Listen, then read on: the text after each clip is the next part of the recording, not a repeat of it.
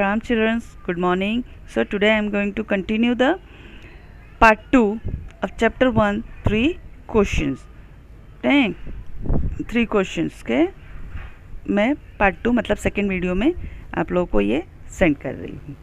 Part 1 में अभी तक मैं इस शॉर्ट में थोड़ा आप लोगों को समझा दूँ कि पार्ट 1 में अब तक हमने क्या कि राजा के दिमाग में 3 सवाल आते हैं. वो तीनों सवाल के जवाब ढूंढने के लिए वो ढिंडोरा पिटता है कि जो भी समझदार इंसान मतलब मुझे बताएगा मैं उसे इनाम दूंगा. लेकिन वो पर्सन से सेटिस्फाइड नहीं होते तो हर्मिट एक साधु के पास वो जाते हैं. हर्मिट जो होता है जंगल में रहते हैं, ठीक, वो उनके पास जाता है, उनसे इन सवालों का जवाब पूछता है. लेकिन हर्मिट आंसर नहीं देता बल्कि वो गड्ढा खोदता है. तो राजा भी उनके मदद के लिए लग जाते हैं. शाम हो जाती है, राजा थक जाते हैं लेकिन हर्मिट कोई जवाब नहीं देता. आखिर राजा इरिटेट होकर हर्मिट से पूछते क्या आप मुझे मेरे सवालों का जवाब दोगे. लेकिन ठीक, अगर नहीं दे पाते तो बताओ मैं अपने घर चला जाऊँ. उसी समय हर्मिट कहते हैं कि हियर कम समवन रनिंग, देखो यहाँ से कोई दौड़कर आ रहा है. ठीक, said the hermit. So let's continue. The king turn round, मैंने वहाँ से रोक दिया था आप लोगों के. राजा तुरंत ही पीछे मुड़ते हैं and saw a bearded man, और देखते हैं कि एक दाढ़ी वाला इंसान जो है, आदमी है, रनिंग टूवर्ड्स हिम, जो उनकी तरफ दौड़ते हुए आ रहा है. His hands were pressed against his stomach, उस बियर्डेड मैन के हाथ जो है वो उसके पेट के ओर दबाए हुए थे. From which blood was flowing, जिससे खून बह रहा था. When he reached the king he fainted, जब तक वो राजा के पास पहुंचता है झोपड़ी तक तब तक वो फेंटेड मतलब काउंसिलिंग, कॉन्शियस हो जाना, अनकॉन्शियस मतलब हो जाना. ठीक है, अनकॉन्शियस मतलब बेहोश हो जाना. देखो यहाँ मीनिंग दिया, lost conscious.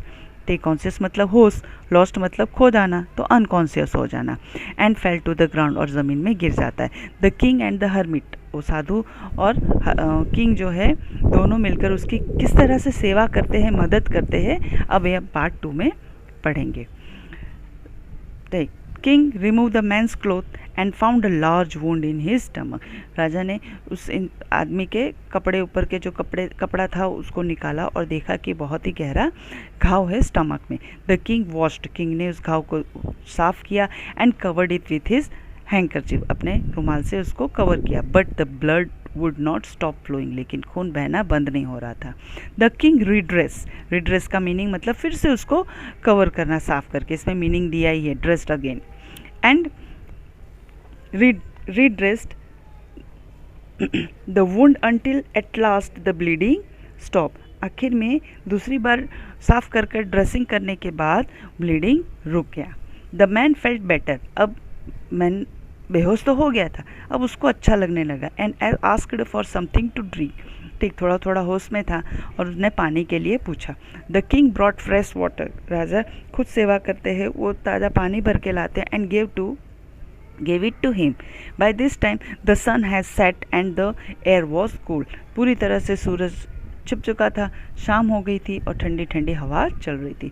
The king with the hermit helped, Raja hermit की मदद से carried the wounded man into the hut, मतलब हर्मिट की मदद से वो घायल पर्सन को उठाकर झोपड़ी में ले जाते हैं. and laid him on the bed, उसको बिस्तर में सुला देते. The man closed his eyes and ले क्वाइट, वो सो जाता है. ठीक, आंखें बंद करता है और शांति से सो जाता है.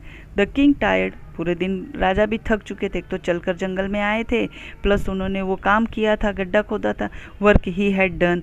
ठीक, lay down on the floor, वो फर्श में ही, उस झोपड़ी के फर्श में ही सो जाते हैं, है ना, और नींद आ जाते. स्लेप्ट थ्रू द नाइट, पूरी रात भर वो उसी फर्श में सोए रहे.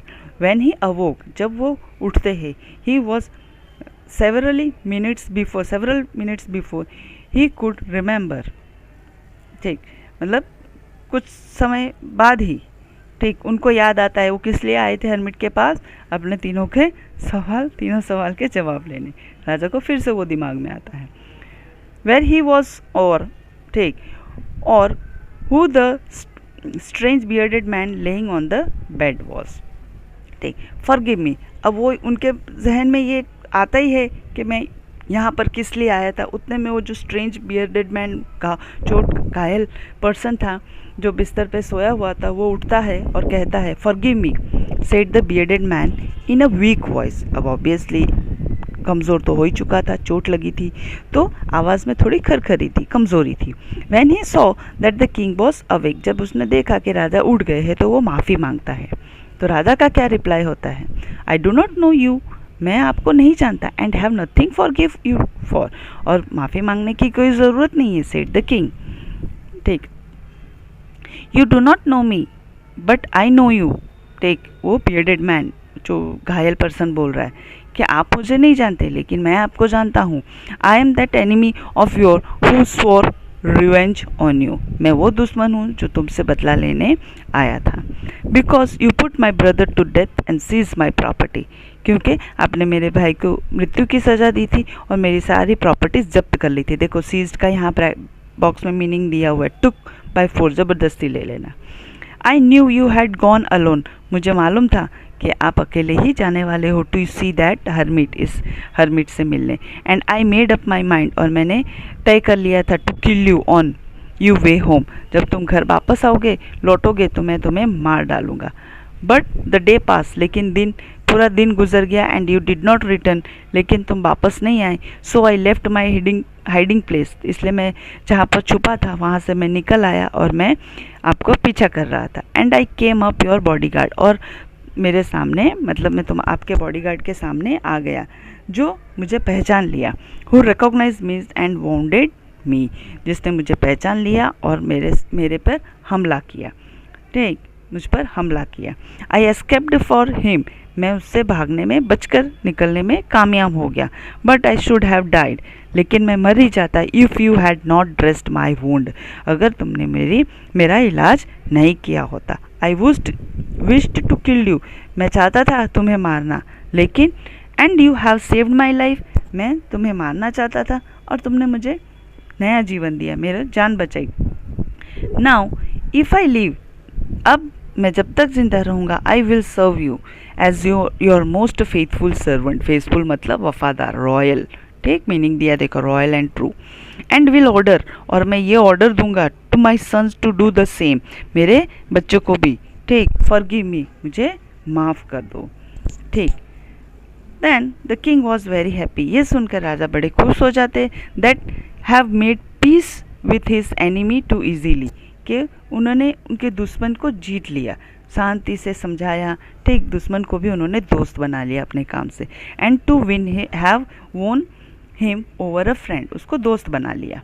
ठीक, ही नॉट ओनली फॉरगिव हिम, राजा ने सिर्फ उनको माफ़ी नहीं कर दिया, बट सेड, और ये भी कहा, he would send his servant and his own doctor, वो मतलब अपने दासी को भेजेंगे और अपने खुद के डॉक्टर को भी भेजेंगे टू लुक आफ्टर हिम, उसकी देखभाल करने के लिए। एंड ही प्रॉमिस्ड, ही कौन इसमें? राजा, promise to give back the man his property, जो प्रॉपर्टी उन्होंने सीज कर दी थी वो उनको देने का वादा किया। ठीक, लिविंग द वाउंडेड मैन, उस घायल पर्सन को छोड़ते वक्त द किंग वेंट आउट, छोड़ दिया और बाहर निकले झोपड़ी से, of the hut, and looked around for the hermit, और हर्मिट को ढूंढने लगे। बिफोर गोइंग अवे, ठीक, जाने से पहले फिर से उनकी इच्छा हुई, wished once more to get answer of his question, उनके दिमाग में वही था। The hermit was on his knee मतलब घुटनों के बल थे, सोइंग सीड, जो गड्ढे खोदे थे ना उसमें वो बीज बो रहे थे, in the beds that he had been dug the day before, जो एक दिन पहले खोदे गए थे। द किंग वेंट अप, राजा हर्मिट के पास आते हैं, to the hermit and said, उन्होंने कहा, फॉर द लास्ट टाइम, मैं आखिरी बार आपसे पूछ रहा हूँ, आई बेग, मैं रिक्वेस्ट कर रहा हूँ, टू आंसर माई क्वेश्चन, मेरे सवालों का जवाब देने के, हे महापुरुष, वाइस मैन। ठीक, you have already been answered, said the hermit, जैसे ही ये शब्द कहा तो हर्मिट ने सामने से जवाब दिया कि आपको पहले से ही आपके सवालों का जवाब मिल गया है। Said the hermit, till bending, वो तब तक भी झुके हुए थे, ग्राउंड में काम कर रहे थे। Looking up at the king, राजा की तरफ, सामने जो राजा खड़े थे उनकी तरफ देखते हुए। King as he stood before him, how have I been answered, कैसे मुझे मेरे सवालों का जवाब मिला? व्हाट डू यू मीन, तुम्हारा मतलब क्या है? ठीक, अब हर्मिट उनको समझाते हुए जवाब दे रहे हैं। डू यू नॉट सीन, क्या तुमने देखा नहीं? रिप्लाई द हर्मिट, हर्मिट ने जवाब दिया। If you had not pitied my weakness, pitied मतलब पिटी का पास्ट टेंस, दया, ठीक, अगर आपने मेरे कमज़ोरी पर दया नहीं की होती कल, yesterday, and had not dug, अगर गड्ढा नहीं खोदा होता this bed for me, you would have gone away, तो तुम चले गए होते. Then that man would have attacked you, तो वो आदमी जो है वो तुम पर हमला करता, and you would have wished you, ठीक, हमला करता, लेकिन तुमने मेरे पास रहने के लिए इच्छा की, and stayed with me, और मेरे यहाँ रह गए. So the most important time, तो वो मोस्ट इम्पॉर्टेंट टाइम हुआ was when you were digging the bed, वो सही समय था जो आप काम कर रहे थे. And I was the most important man, और मैं तुम्हारे लिए तब तक इम्पॉर्टेंट पर्सन बन गया था. And to do me good, और मेरे लिए आपने अच्छा काम किया, क्योंकि गड्ढे खोदे ना, was your most important business, जो मेरे लिए तुमने काम किया वो तुम्हारा पर्पस हो गया, काम करना इम्पॉर्टेंट हो गया. आफ्टरवर्ड्स, उसके बाद, when the man ran to us, दूसरा मतलब फिर से हरमिट समझाते हुए, दूसरी बात, जब वो आदमी हमारी तरफ दौड़ कर आ था, द मोस्ट इम्पॉर्टेंट टाइम, वो मोस्ट इम्पॉर्टेंट टाइम था, when you were caring for him, जब तुम उसकी देखभाल कर रहे थे. क्योंकि because if you had not dressed his wound, अगर तुमने उसके घाव का इलाज नहीं किया होता, ही वुड हैव डाइड, वो मर गया होता. ठीक, without having made peace with you, तुम्हारे मतलब साथ जो उसकी कलश थी वो उसको नहीं मिलता, उसके मन में शांति नहीं होती. So he was the most important man, तो उस समय वो ज़्यादा इंपॉर्टेंट पर्सन बन गया. एंड वॉट यू डिड, जो कुछ भी तुमने कहा, फॉर हिम, किया उसके लिए, was your most important business, तो तुम्हारा सबसे अच्छा एक्ट था. ठीक, remember then there is only one time, एक ही टाइम होता है, that is important and that time is now. ठीक, वो समय अभी है. It is the most important time because it is the only time we have any power to act, वो समय होता है जब भी हम कोई काम सही तरह से करते हैं. The most necessary person is the person you are. ठीक, तुम ही हो वो इम्पोर्टेंट पर्सन, नेसेसरी जरूरी person, with at the particular moment, उस मोमेंट पर जो तुम काम कर रहे हो. फॉर नो वन नोज, किसी को नहीं मालूम, what will happen in the future, ठीक, भविष्य में क्या होने वाला है. And whether he will meet anyone, क्या वो कभी किसी से मिल पाएगा, ये किसी को नहीं पता होता है. The most important business, business मतलब एक्ट, काम, is to do the person good, most important business यही होना चाहिए कि हम हर किसी का अच्छा ही करें. Because we went sent into this world for that purpose only, हमें लोगों के भला ही करने के लिए यहाँ पर भेजा गया है. ठीक, ईश्वर ने हमें इसीलिए भेजा है. तो हर्मिट के सवाल मतलब जवाब से किंग खुश हो जाते, सेटिस्फाइड हो जाते हैं, और फिर वहाँ से वो लौट जाते हैं. ठीक, यहाँ पर ये स्टोरी फिनिश्ड होती है, रिटन बाय लियो टॉल्स्टॉय. ठीक, ओके, तो यूनिट 1 का 1.1 जो चैप्टर पोर्शन है वो हमारा यहाँ पर ख़त्म होता है. इसके बाद हम मिलेंगे इसके यूनिट 1.2 के पोएम सेक्शन से, जो बहुत ही छोटा सा पोएम है. ठीक, वो थर्ड वीडियो में आपको जाएगा, the squirrel. Okay, till then bye, see you in next video.